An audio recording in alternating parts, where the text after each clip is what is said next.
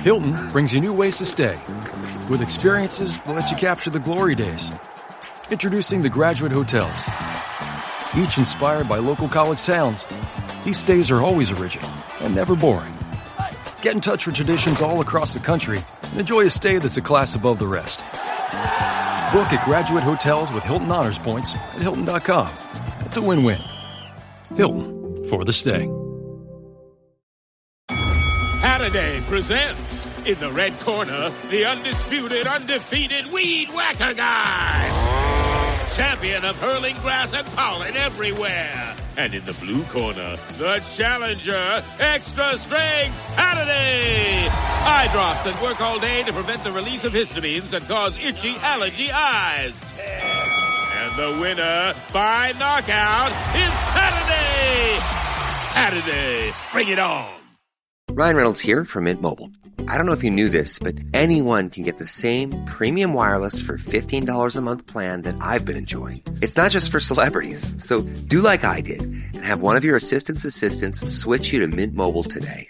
I'm told it's super easy to do at mintmobile.com/switch. Upfront payment of $45 for 3-month plan, equivalent to $15 per month required. Intro rate first 3 months only, then full price plan options available. Taxes and fees extra. See full terms at mintmobile.com. From the Fifth Quarter Studio in Madison, Wisconsin,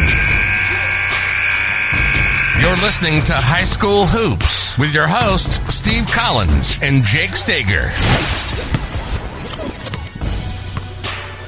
All right, welcome to High School Hoops, episode 98. Happy July. It's July. Cannot believe it's July. I feel like I've been living in my basement. But before we jump in, look, I'm going to do 3 shout-outs this week. First one is Dr. Ditch. Make sure you join or make sure you buy a shooting machine from Dr. Ditch. Mention High School Hoops. They'll give you $350 off. If you want to know why, go back and listen to the other 97 podcasts, but there's tons of there's 97 reasons there. All right. Also, go over and join teachhoops.com. It allows us to keep the lights on and these podcasts moving. So if you're looking for a reason to give back, other than leaving a nice 5-star review, because like Jake was saying, I'm probably going to get some 1-stars after last week's tirade on politics.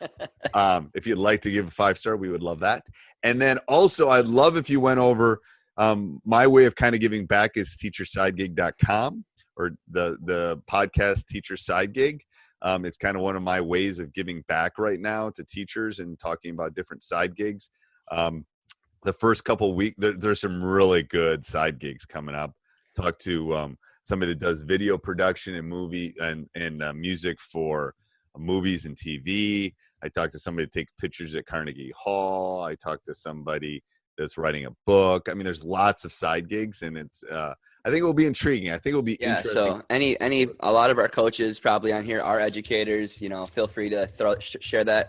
Yeah, and if you've got a good side gig, yeah, or like I'm gonna definitely, when I'm done speaking and I'm gonna be interviewed in a couple weeks for Teacher Side Gig, is just promote it on my Facebook, because a lot of educators are friends with other educators. So if we can all learn from each other in side gigs, I think it's awesome. I think so. You can stay in this great, like I said it, like I've told Jake, it's a great side. I've had side gigs since I started teaching, so my wife could stay home a little bit more, and I love teaching. I haven't left teaching because I like it, and I think I can make a difference in the world, one kid at a time. But it also, I didn't sign up to become a pastor and make horrible wages, so it's like I had to figure a way to make money and do that. And that's why during this pandemic, it's like, well, this is something I can do to help teachers for sure. And the only thing I'm selling is you coming on the podcast. If you've got an interesting site, if you go to the website, it's like, do you want to be on my podcast? Because I'm just looking for unique side gigs. People that are have intriguing stories or intriguing things to tell. If you have one of those, go over to the website, fill out the form, and maybe you'll get on. We'll see we're probably 2 months out right now. So, all right. So this week we're going to talk about building. What are we going to do? Building relationships? Building relationships. We're episode 98. We're in July. The first thing we talked about is that the number one thing when the season we're starting to start thinking about the season coming up. We've kind of let the last season kind of flush down the toilet, and we're moving into the next one a while ago, and took in our relaxation and really start thinking about our kids and our players from top down. So I think the number one thing is, we always talk about it, we've been talking about it since episode 1, the first important, foremost thing that we do as coaches, you need to build relationships with your players. Right. How do you do that?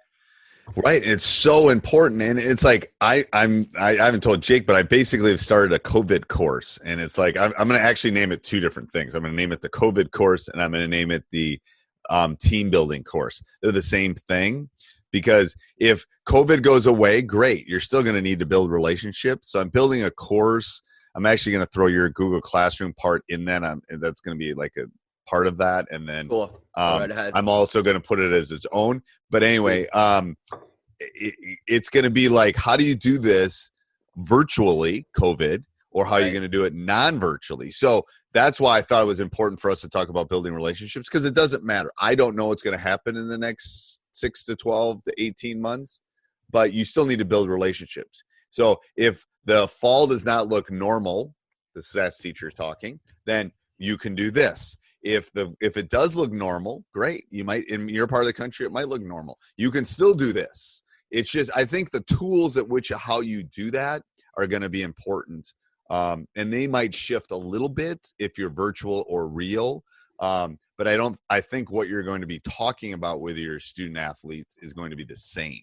So I think the content is the same for building relationships. How we're going to deliver it is going to be a little bit different. And to be honest with you, maybe not as different as I think, because we live in a world of technology. So the virtual technology thing can still be done in person. I mean, you could sit them in a room, they're all going to be on their phones anyway. So I think that will be a unique thing that we'll be looking at.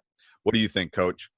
So I've been really diving into this right now, because I'm a soccer director too, and how ways to connect with kids. And I was been connecting with my kids with a weekly Zoom meeting. So that's one way with the new technology that you could do with your players. I've even done a Kahoot game. If anybody doesn't know what Kahoot is, it's like a interactive computer game, like a Jeopardy game, where kids can play from their computers. It's been really fun. The girls like that. And like kids that I have not been able to connect with, not doing Zoom meetings and stuff, I've actually wrote letters to. So there are some things that some of those old school ways are still really good ways to connect with kids. The other idea that as a soccer director, or maybe if you're a high school basketball coach or the varsity coach, is maybe you get yourself, I'm just thinking of cool ideas that I've been thinking about and other people use. We're getting postcards generated with our logos on it, and then we're sending out a postcard to each of our kids to remind them how things are going. I like that. And the cool thing about postcards is it's super cheap to print. It's something How that much does a postcard cost right now? To print? No, to mail. I don't remember. I haven't looked at. I know it's so much cheaper. It is. Then it is. And that's why I asked the question. I know it's cheaper than. That's why I decided to do that. I don't know the cost, and that's why the people in the program that I work for, the club I work for, love the idea, because it was very affordable. Right. For us to do because of the postcards. But I think it'd be very affordable for a basketball program to get. And the cool thing is you could have the postcard with, maybe you come up with your slogan for the upcoming season, like all this together, or everything's going on right now, and they can literally hang that in their room, and on the back they have a written message from their coach. It's an awesome idea. I do like that. And it's something that you can do, especially a lot of us have downtime right now. Like I wrote thank you letters to all the coaches that are under me that I direct, and they love that. I got positive feedback from that. I think those little things right now people need. And I think that's where little things can really build direction with people, is those little things that are really thought out. Like right. Everybody can email, everybody. What could you do that could be just a little bit different? It's a really affordable way that you can connect with your players. Okay. No, I do like that. I mean, what is that movement toward? Explain why the postcards rather than a letter, other than price. Just ease of use? Yep. Okay. Then actually writing a letter. Is that what you're asking? Yeah. I mean, is it just I that think you do mass quantities of it? Is that the difference? Yeah, that's one thing. I think also you can build your brand and you can put your logo on it. It looks really cool when it comes in the mail. You know, it's a pretty cool thing. Or you could write letters and you could get stickers customized and put a sticker in there. I mean, just different things you can do. Okay. The ultimate thing when you think about building relationships with kids, you know, it's, you know, team building, blah, blah, blah, is it's about taking the time to get to know them as a human. You know, too often coaches come in and everything that you do from when you come into practice, and I've had coaches like this, I've seen coaches like Everybody, this. I hope you're enjoying the podcast. There's 3 things you can do to help us out. First one is you can go over and subscribe and like, and make sure you leave a review. We love those reviews. They're really important on iTunes or wherever you listen to these podcasts. Also, you can go down and click down below on our Amazon link. It's www.teachhoops.com/Amazon. That way, anytime you're shopping, if you have it bookmarked, we get a small little commission, and it helps us keep the lights on here, basically the hosting fees. You can also go over and check out teachhoops.com for coaches who want to get better. Great resources. You can also go over to our YouTube channel. Just type in Teach Hoops, 2 different words, and you'll find thousands and thousands of videos. So that's one way for us to be able to help you moving forward. All right, enjoy the podcast. I've seen coaches like this. It's just basketball, you know, and you got to have conversations. All right, guys, like, so what things do you like to do? What things do you have? What are your hopes and dreams? What are your goals?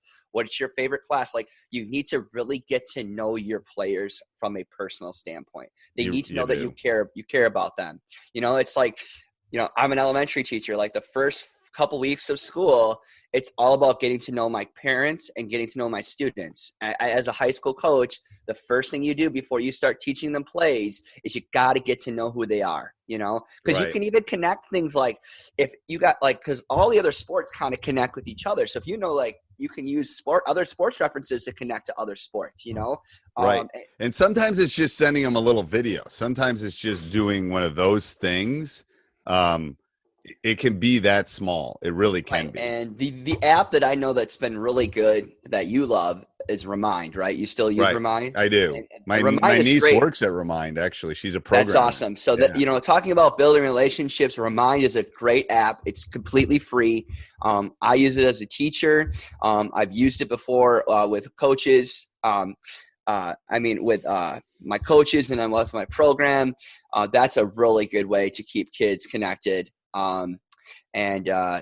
That's really nice because you get that messages, you can send videos, you can send documents on there. You know, that's one thing. You know, and then like, I mean, what about you, Coach? What about you and your standpoint? I mean, you've been around a lot longer than I have. I mean, I think it's changed, or are they about the same? Or is it just I think it's multiple ways of communicating. I think it's like the business model. You want to leave lots of breadcrumbs because you don't know which way of communication is going to, you know, that's why I got it. That's why I started a Snapchat. That's why I did it, because some of them will do that. Some of them will text. Some of them will do email. Very few will do email, but some will do email. Some will do FaceTime. Some will do, I mean, it's horrible from a planning standpoint. But being a basketball coach, I'm not, especially with my team, I'm not dealing with, you know, that many kids. I'm not a football coach. So I'm more than willing to do more than one platform. I think that's the biggest change I've seen is there's multiple platforms, multiple ways that you have to be able to communicate with them. But I think that the platforms can kind of get in the way of the purpose. So you have to be, yes, yeah, that's great. I'm communicating, blah, blah, blah, blah, blah. But like, if there's no substance and there's no human connection with it, then it's not as real. So like, you have to be careful that you're not being like, it's like almost like, you know, generic. You can't be generic. No, you can't. And the multiple platforms can create like very vague and generic a message, and it's not really connecting. Do you know what I'm saying? I do. It's kind of like the hard thing of online learning is like you don't get that human connection with kids, and so that's that hard piece that you have that investment. The other thing is we talk about building relationships, and maybe this will just be another podcast sometimes. How do we ensure that we build relationships, our players have relationships with each other? That is hard. That's that's what I'm most worried about from school standpoint, Nick. Right. Like That is the worst part of all of this. Like, I can give them content. I can teach them things, not as effectively as if I'm in person with them, but the relationship and the learning that goes on from mano to mano is fine. And me helping a kid when they get stuck, all that stuff's important. But it's that team thing in the classroom or in the locker room that's so important, that they communicate, but they don't really communicate.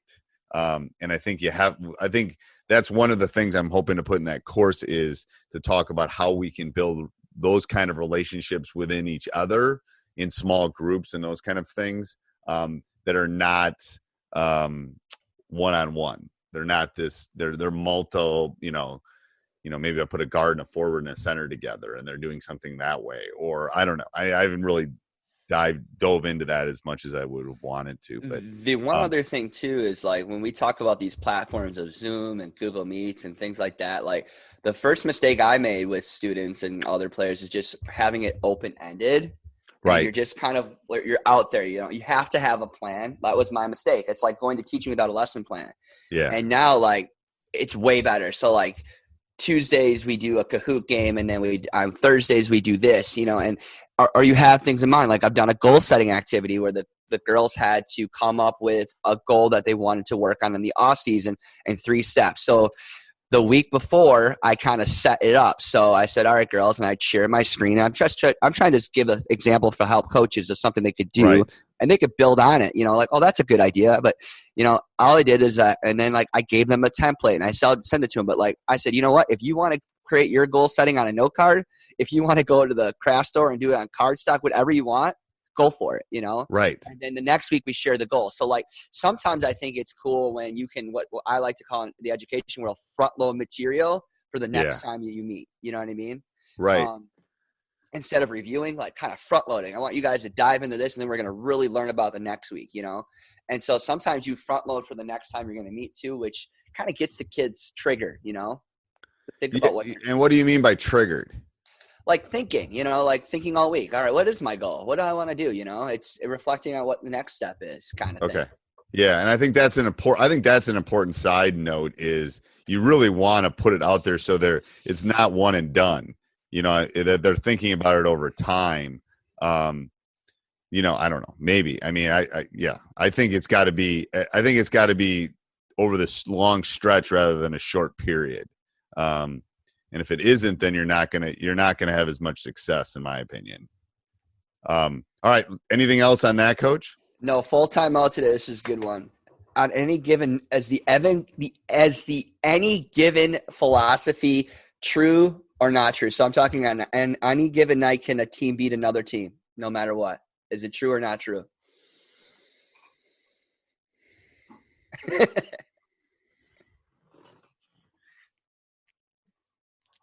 Well, I mean, that's a good question. I've never coached a game I didn't think I could win. But realistically, I think statistically speaking, from the stats teacher, there probably is a small percentage of games that you could play 1,000 times and you're going to lose it 1,000 times. But I think at the high school level, that's smaller. I don't think there's a lot of those.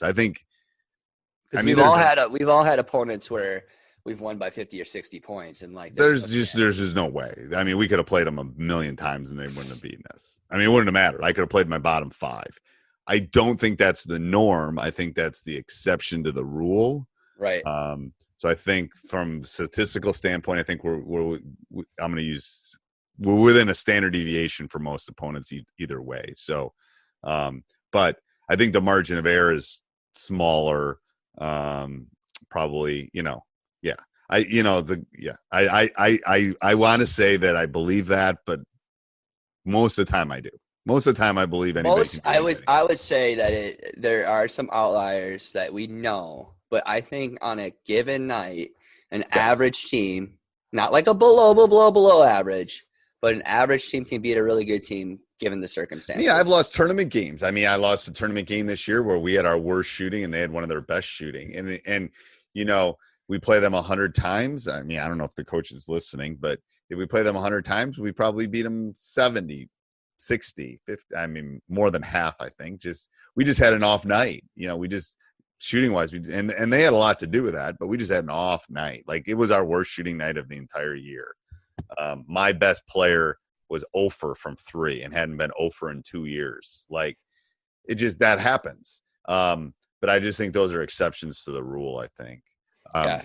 All right. So I think they're extreme outliers, but in retrospect, most of the time, I still think it's true. I do. True. I think you can. I think you can beat them most of the time. So there you go, coaches. That's why you go on teachhoops.com, so you can beat that coach that does that. And that's why you do it. All right. Till next week. Hey, everybody. I hope you enjoyed that podcast. If you did, please go over and leave that 5-star review on iTunes, Stitcher, Spotify, Acast, wherever you listen to these podcasts. Also, go over and check out teachhoops.com for coaches who want to get better. It is my baby. Learn all my secrets of how I was able to win 80% of my high school games, 3 state titles, multiple conference championships. Let me help you through this great journey we call coaching. All right. Have a great day. This podcast is part of the Sports Social Podcast Network.